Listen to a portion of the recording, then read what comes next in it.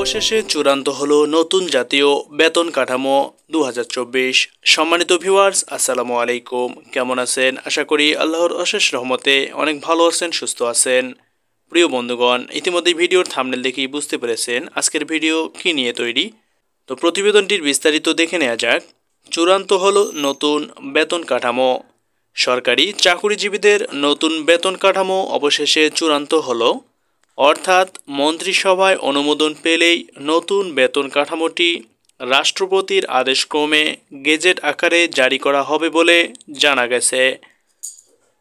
এদিকে সংশ্লিষ্ট সূত্রে জানা গেছে, পে স্কেলের বিষয়টি অনিবার্য কারণবশত গোপন রাখা হয়েছে, অর্থাৎ পে স্কেল সংক্রান্ত বিষয়টি অর্থমন্ত্রী নিজেই সরাসরি বৈঠকে উপস্থাপন করবেন। তবে নতুন বেতন কাঠামো বা পে স্কেল ঘোষণা করার পূর্বে প্রধানমন্ত্রীর সম্মতি নেয়ার প্রয়োজন পড়বে। এদিকে গত সপ্তাহে অর্থমন্ত্রী জাতীয় সংসদে বলেছিলেন, শিগগিরই সরকারি কর্মকর্তা ও কর্মচারীদের পে স্কেল মন্ত্রিপরিষদ বৈঠকে অনুমোদনের জন্য তোলা হবে।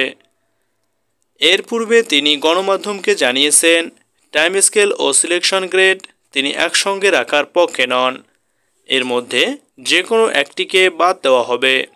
বিষয়টি আরও পরীক্ষা নিরীক্ষা করে দেখা হচ্ছে। গ্রেডের কোনো পরিবর্তন হচ্ছে না।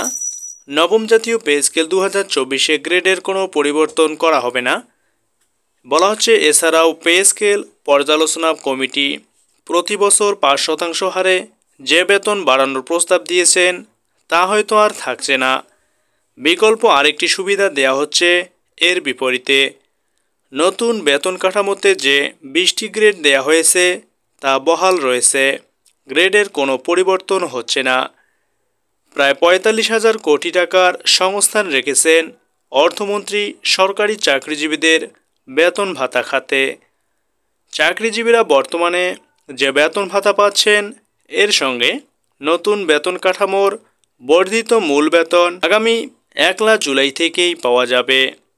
নবম জাতীয় পে স্কেল ও বেতন ভাতা নিরসন ও 50% মহার্ঘ ভাতা, টাইম স্কেল ও সিলেকশন গ্রেড পুনর্বহাল ও শতভাগ পেনশন ব্যবস্থা চালুসহ 7 দফা দাবি জানিয়ে প্রধানমন্ত্রী শেখ হাসিনাকে স্মারকলিপি দিয়েছেন সরকারি কর্মচারীরা।